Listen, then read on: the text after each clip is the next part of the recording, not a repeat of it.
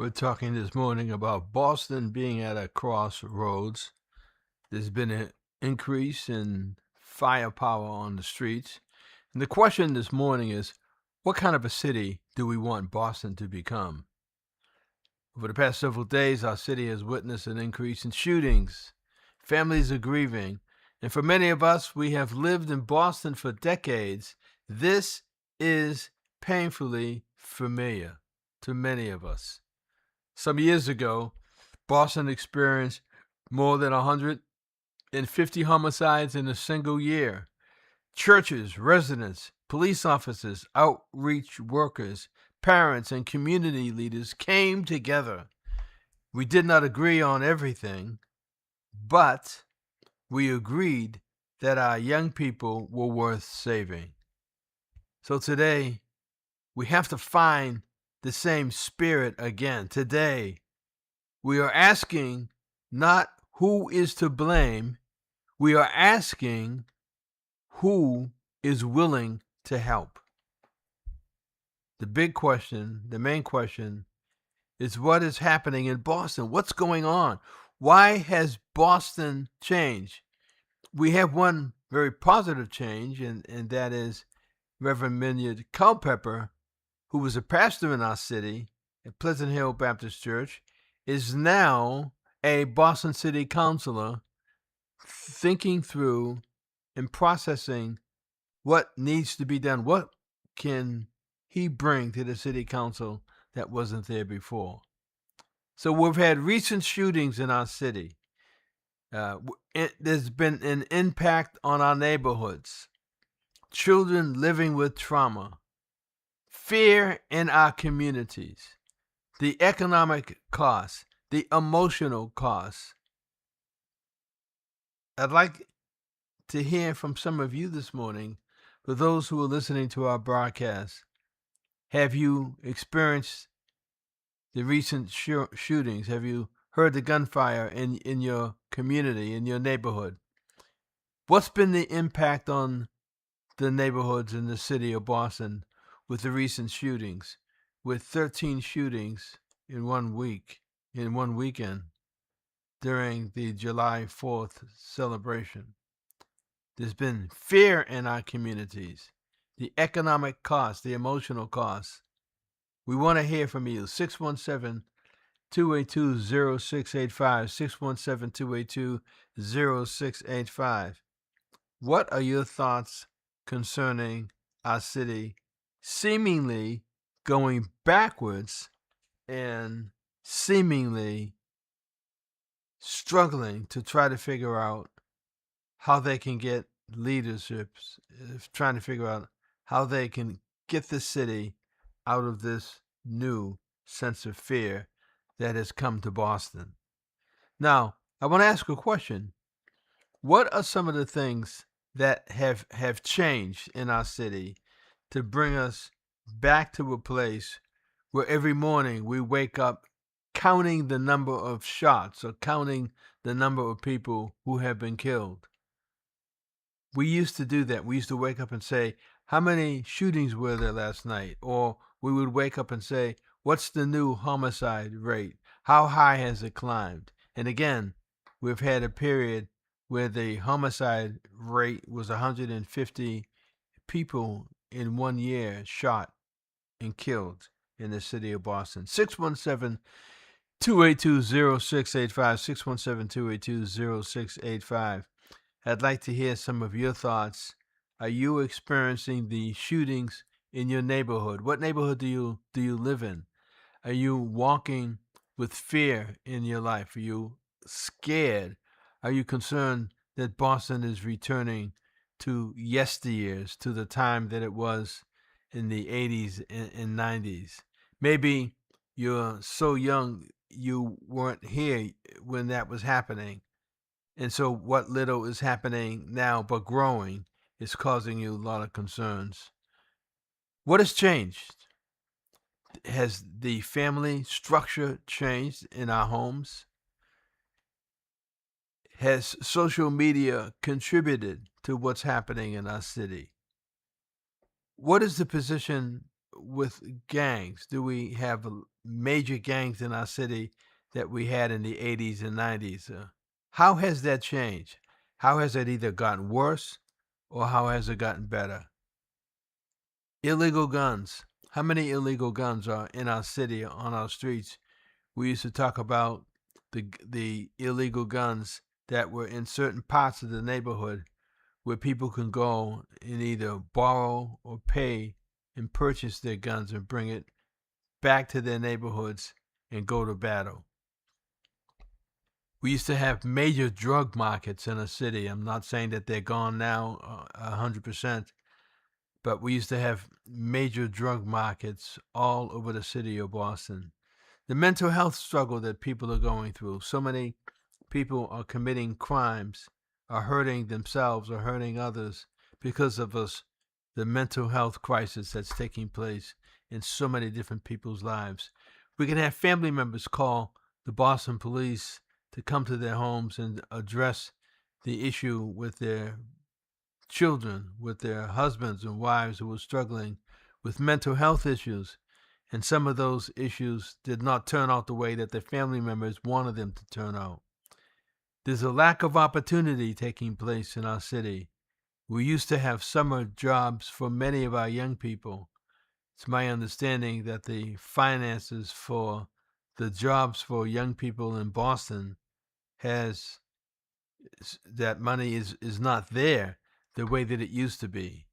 There's a lack of opportunity where young people found jobs and they were working. We don't have as many young people finding these summer employment opportunities. There's a lack of opportunity, and it's causing a lot of concerns in our city. What is the community disengagement? When you grow up, what helped keep young people out of trouble? I know when I grew up in the city of Boston, I was in trouble a lot of times. I was going in the wrong direction.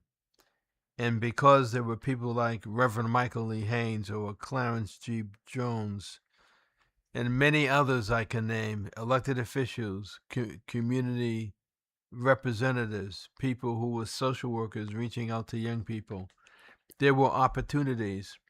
And I actually was given a very beneficial job as a clerk magistrate in the Boston Juvenile Court. It came from people in the city who were in positions of authority and power, and they would reach out to many of us and recommend there's a job here, there's a job there. Is that happening anymore in our city? What are the opportunities that our young people can say yes to and see their entire lives change and be transformed? Or is that part of a bygone era in Boston? Again, when I grew up, I had many men and women who were willing to help me to go to college, find a wonderful job, and get off the streets. But that's changing in our city. How do you see it changing? Have your children been able to find employment this summer? Are your children in the right space? What's happening with our young people in the city? If they're not working this summer, the question is, what are they doing? Are they finding an alternative way to find the money that they need to survive and not be homeless and not be on the streets? 617-282-0685. 617-282-0685. We're talking about Boston at a crossroads. Boston is struggling. It's trying to figure out how, with a lot of new elected officials, they're all coming together to try to figure out what they can do to keep Boston from returning to the time of yesteryear when we were experiencing homicides in our city. It felt like it was happening every single day. What has changed in our city that we are seeing signs that we could come out of the summer with a higher homicide rate that we have had in many, many years in the city of Boston? Who's going to bring about the change? This past Saturday, I was with a group of people at a park in Mattapan where the Boston Red Sox and the community baseball league were coming together as they have every single year for many years to provide opportunities with the Boston Red Sox and this community baseball group with a great friend of mine whose name I won't pull right now. But it was an opportunity for young people to experience support from the Boston Red Sox in their vision, their desire to become baseball players. And I stayed at Almont Park in Mattapan with these young people for half the day until the sun was so intense that we had to call it quits. How is Boston changing? And the other question is, why is Boston at a crossroads? What are the things that are systemic that have changed and probably are not going to go back in the way that we want them to go? 617-282-0685. Now, it's easy for us to blame elected officials for what we see. It's easy for us to blame elected officials. But when you do that, you put the onus on them, then you lose their support because elected officials will go into a posture of defending themselves against what we're saying about them, and rather than working cooperatively together, we're at odds with each other. And I experienced that many years ago when I found myself at war with elected officials rather than working with them and have them working with me. And I don't want us to begin to do that. Now, I'm trying to figure out the things that used to work many years ago in the city of Boston. What worked? The churches worked because there were a number of churches that participated in reaching out to the young people in the neighborhood where their church was located. Right now, in many churches, we have many of the members in the churches who do not live in the vicinity of the church that they attend. There are people coming to Boston to church on Sundays who live in Attleboro, in Brockton, in Randolph.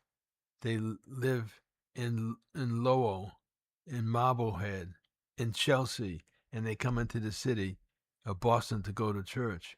We used to have neighborhood churches where most of the members lived in the vicinity of the church. They were concerned about what was happening in their neighborhood. But now you have people who are attending churches in the city, but they no longer live in Dorchester, Roxbury, and Mattapan. So for a number of them, as soon as they leave the city and they go back to their homes, their focus is not on Roxbury, Dorchester, and Mattapan, and Jamaica Plain, and Randolph. Their focus is on their new neighborhoods that they're living in.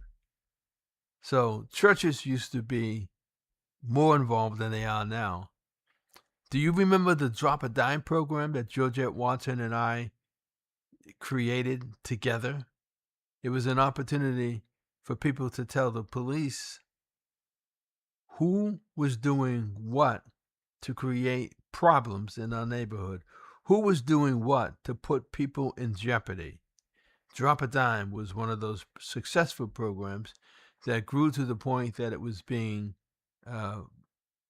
done not only in the city of Boston, but in the Commonwealth of Massachusetts. And we traveled around the country, Georgette and I, her more than I, to explain to people what Drop a Dime was and how it could make a difference. Community policing was taking place in our city. It was new, but people wanted to give it a try.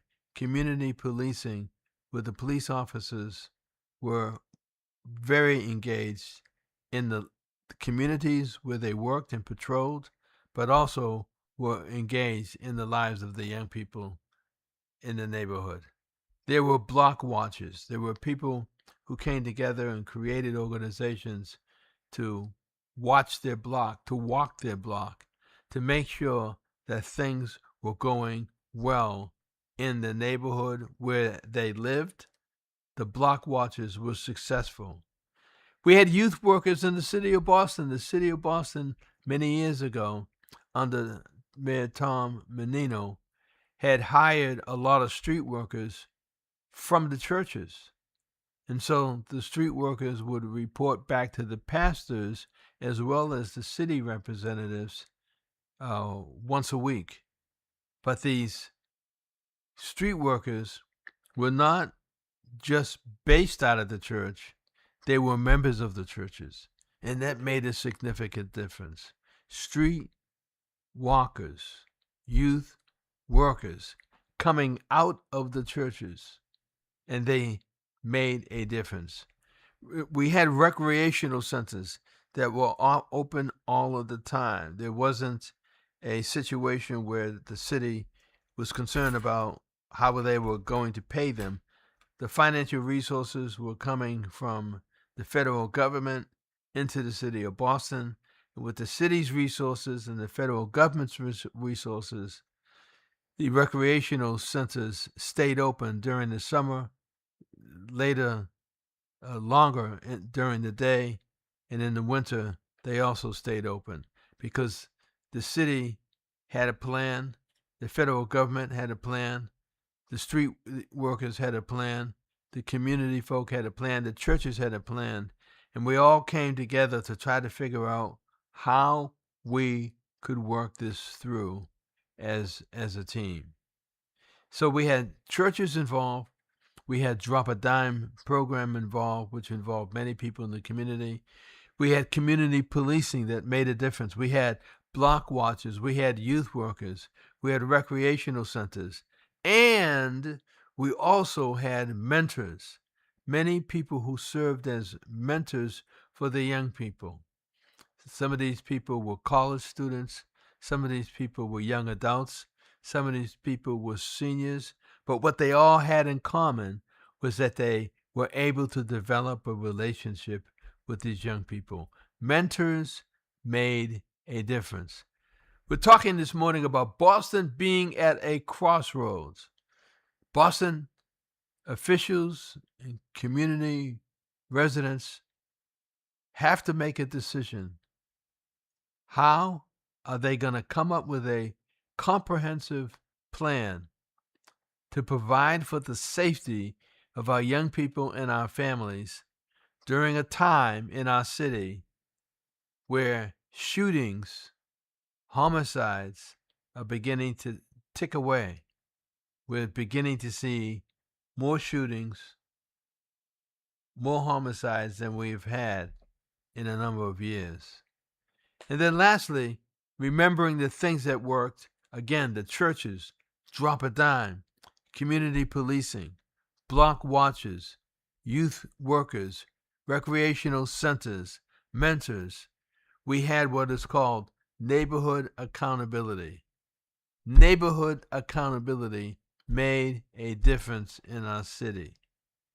Then there were people like Ron Bell, who ran a youth center that was sponsored by the city.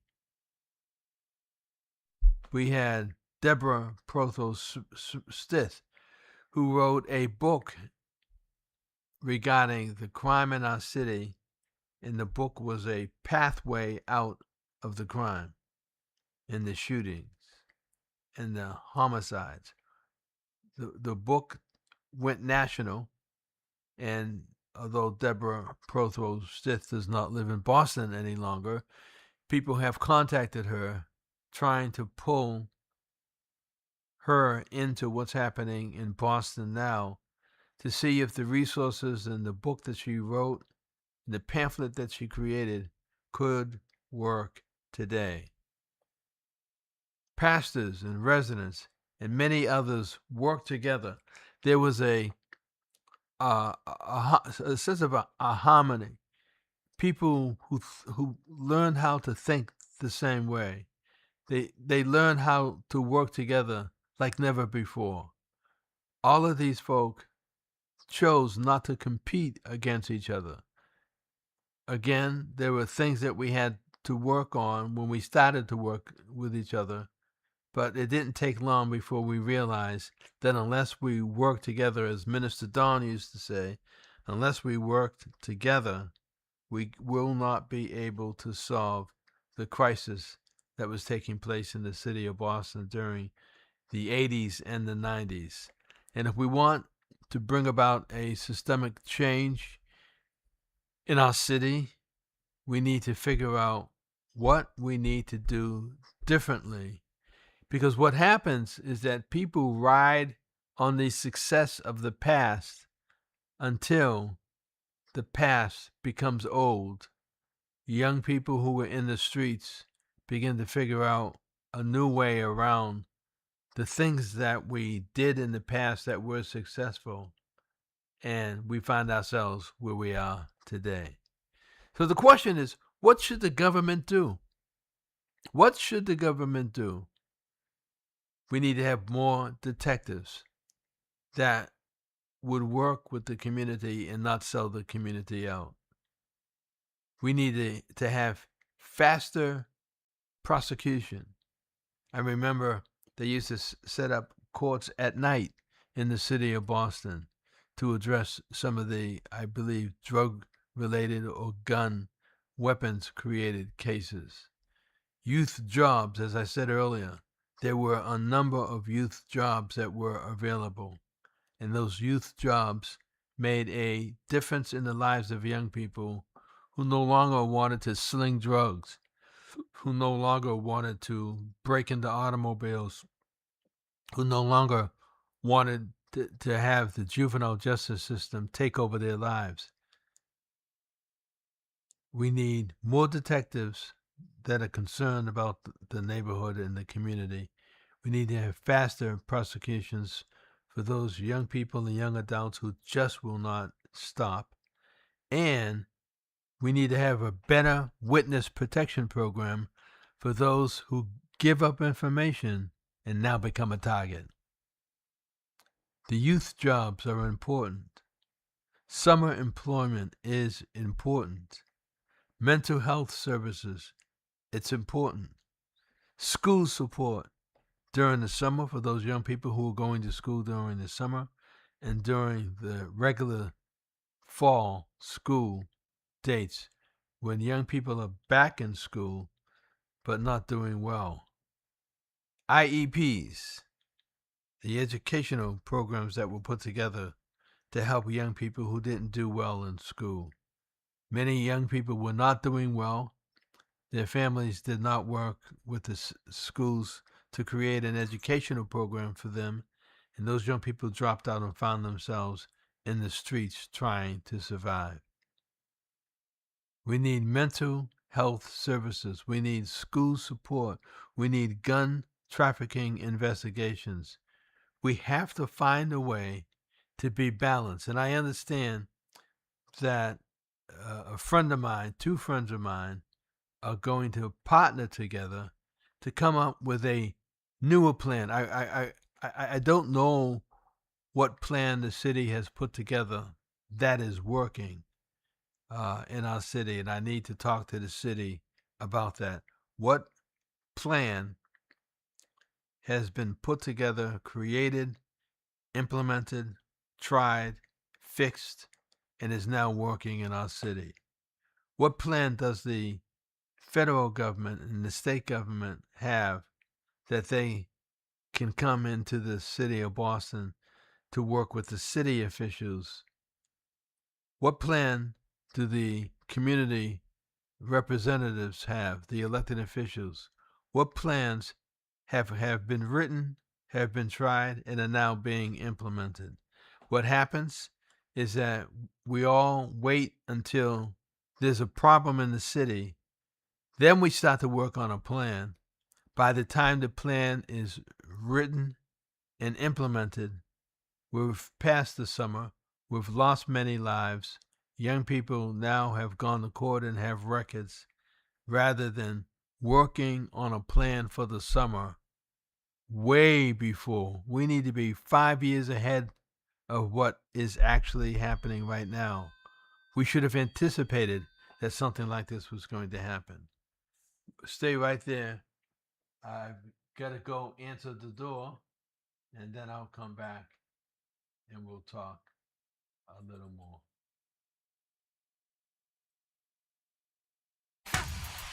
Brothers and sisters, it's time to put on your marching shoes. Come on. We ain't got time yet. Still marching. Come on. And we have no regrets. Still marching. Still marching. We're gonna give it for too long. 40 years, not too long ago, black people didn't have the right to vote. But they didn't stop trying, they didn't give up hope. Some even died at the end of a Hangsman's rope. But soon some people began to fight against what they knew wasn't right. Blacks, Jews, and whites took a stand, and that is when all the marching began. We ain't got time, and we have no regret.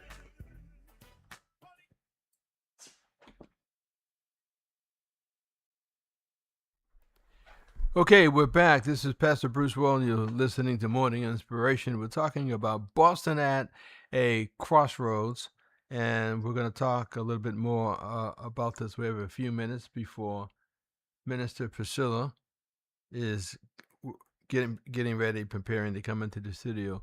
So the question is, what should the community do? And this may become our strongest, more engaging part of this discussion. We have to talk about parents. We have to talk about grandparents. We have to talk about the churches. We have to talk about businesses. We have to talk about schools. We have to talk about neighborhoods. We have to talk about mentors. We have to talk about what is the role of retired adults. What is the role of the former gang members? Everyone has a role. The question is, are we all fulfilling the role that we have either been assigned, or are we going to try to figure out what is it that I did before that worked that I can bring forward to where we are now? We need to offer 10 community recommendations, and I want to give those to you as we close. We need a citywide prayer movement. The churches need to do that. We need a neighborhood peace walks. I wonder how many people are still doing that. We started them back in the 80s, the neighborhood walks. And when I came to this church, Global Ministries Christian Church, in 1993, we were engaged in community walks 10 blocks around our church. We need to expand youth employment. We need to mentor one young person if you have that capacity. We need to support violence intervention workers. If they're working around your church, we need to find a way to support them. We need more after school activities here in our city, around our churches and around our neighborhoods. We need more after school activities. We need to encourage anonymous crime reporting. We need to strengthen fatherhood initiatives. We need a greater collaboration among the churches. We need to create a permanent citywide violence prevention coalition. So the question is, what concerns you most? What is working? What is not working? What ideas do you have, and how can the church help? How can government help? We're going to talk more about this in the coming weeks as we roll through the summer, and hopefully we'll come up with some plans that will work. This is Pastor Bruce Wall, and you've been listening to Boston